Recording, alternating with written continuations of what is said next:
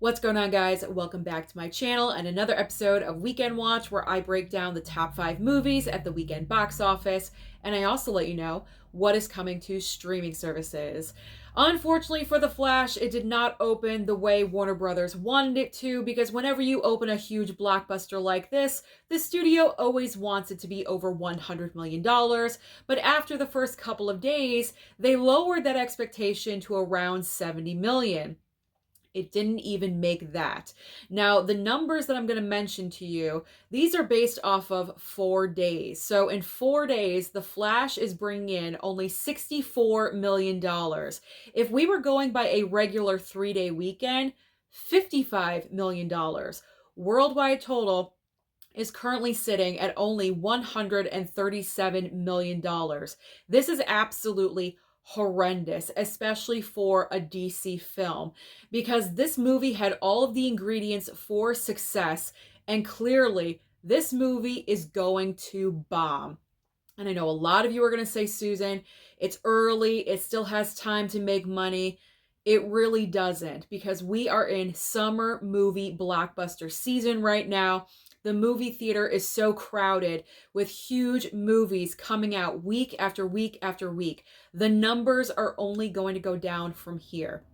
I believe The Flash cost about $250 million to make. It's definitely over the $200 million range. And then when you throw in money for marketing and advertising, another $100 million, you need at least $300 to $350 just to break even. Just to break even, not even make a profit. I do not see this movie bringing in over $350 million, because in 2 weeks, we are getting a huge new competitor, Indiana Jones 5. Then we're getting into Mission Impossible, then Oppenheimer, then Barbie. There is no way that The Flash is going to be able to make up this money in the upcoming weeks. Not really a lot of huge competition next week. There's only one brand new major movie, so it will probably most likely maintain at number 1. But like I said, the numbers only go down from here. This is extremely disappointing. What is the reason? We could say the obvious reasons that we've said over the last couple of weeks again and again. Superhero movie fatigue. People just aren't going to the movie theater anymore. However, I am going to point out the obvious. It's Ezra Miller. I really truly believe Ezra Miller starring in this film really hurt this movie, because people not going and supporting this film are really letting the studio know how they feel about this actor, about what they're accused of doing, and also letting the studio know that they are not supporting Warner Brothers as a studio.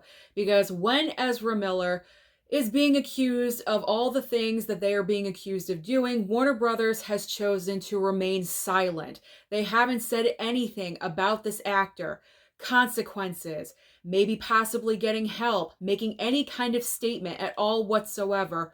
Warner Brothers has zipped their lips. And I really think that this has now come back to bite them in the ass, because the public is speaking and they are not supporting. And I am done with my rant. I mean, honestly, I can't really think of any other reason, because this was such a huge movie. Everyone was hyping this up with early reviews. Tons of people saying this is the greatest superhero movie of all time. But the numbers don't lie. The numbers don't lie, and the people are speaking out, and they are saying we don't support Ezra. So unfortunately, even though Michael Keaton, fantastic as Batman, love seeing him back on the screen.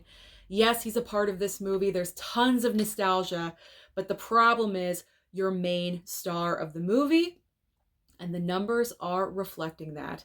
So as I said, rant over. If you guys want to comment down below and let me know your thoughts and opinions about that, feel free to do so. Let's move on to spots 2 and 3. In second place, we have Elemental. This is a surprise to me, with $33.3 million. And in third place is Spider-Man Across the Spider-Verse with $32.4 million. So those movies are neck and neck right there. Last week I said Elemental. I didn't really believe it was going to make the top 3. The only reason it did was because Transformers really lost speed in its second weekend. It dropped 67%. So that was an opportunity for Elemental to go into the top 3. Moving on to spots 4 and 5. Fourth place is Transformers Rise of the Beast with 23 million, and rounding out the top 5 is The Little Mermaid with 13.3 million. So what is coming to the box office this coming weekend? We have one big brand new entry, as I mentioned just a few minutes ago. It is the new comedy starring Jennifer Lawrence called No Hard Feelings. I don't think this movie is going to take away the number 1, so therefore I believe The Flash is going to maintain the number 1 spot. I'm not really sure where this movie is going to fall in because, like I said, it seems like every blockbuster is taking the top 5 and the smaller movies are just drowning at the bottom of the top 10 if they even make that.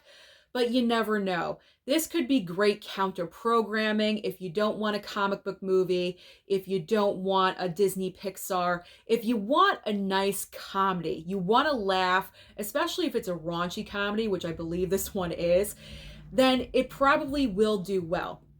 So hopefully it will break into the top 5. Maybe Little Mermaid will drop off and it'll make it in there somewhere.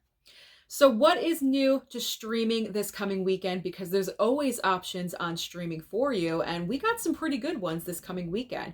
So over on Netflix, we have The Unexplained Season 2 and also The Perfect Find. Evil Dead Rise is debuting on Max June 23rd. I believe that is on Friday. So make sure you mark your calendars for that one. And also, and just like that, the spin-off show from Sex and the City, Season 2, is debuting this coming week as well. Hulu has 3 brand new entries. The main one is The Bear Season 2. I still have to watch the first season of this. I believe it revolves around working in a restaurant, and I did for about 20 years, so I think I would enjoy this show. So I gotta get into this one. There's also Infinity Pool and Barbarian. Disney Plus is debuting Secret Invasion. This is the brand new Marvel show starring Samuel L. Jackson. Finally coming out on Disney Plus. I've been hearing great reviews, so cross your fingers that this is a good one. Amazon Prime is debuting Armageddon Time. And finally, over on Apple TV Plus, we have Swagger Season 2. So that's everything happening at the box office and also on streaming. So like I said, comment down below and let me know. Did you go and see The Flash this past weekend? What are your thoughts about this movie? Good, bad, indifferent? And why do you think this movie is bombing? Don't forget to like and subscribe before you leave, and I'll see you next time.